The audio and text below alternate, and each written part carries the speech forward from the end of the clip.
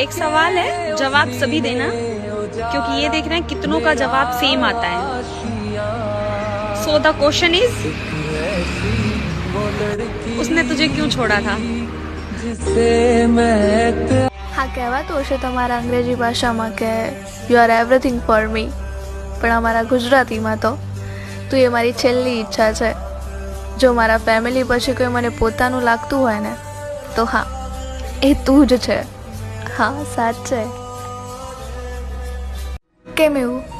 બધાના દુઃખમાં સાથ આપવાવાળો વ્યક્તિ જ પોતાના દુઃખમાં એકલો રહી જાય છે, અને બધાની સામે હંમેશા મજાકના મૂડમાં રહેનાર માણસ અંદરથી એકલો રહી જાય છે. આ જિંદગીના સફરમાં આપણે ગમે એટલા આગળ કેમ ના વધી જઈએ, પણ કોઈને પ્રેમ કર્યો હોય ને એ હંમેશા યાદ જ રહી જાય છે. સમય ગમે એટલો સારો કેમ ના હોય, પણ એની કમી તો હંમેશા રહી જ જાય છે.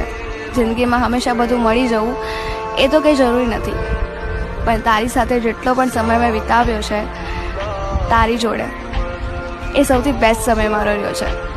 હા, અને તારી યાદો પણ સૌથી બેસ્ટ જ રહેશે હંમેશા માટે. હા, સાચે. એની પાસે ક્યારેય પાછા ન જવાય જેણે તમને એકવાર છોડી દીધા હોય, કારણ કે જે એકવાર છોડી શકે ને એ બીજી વાર છોડતા પહેલા વિચાર નહીં કરે.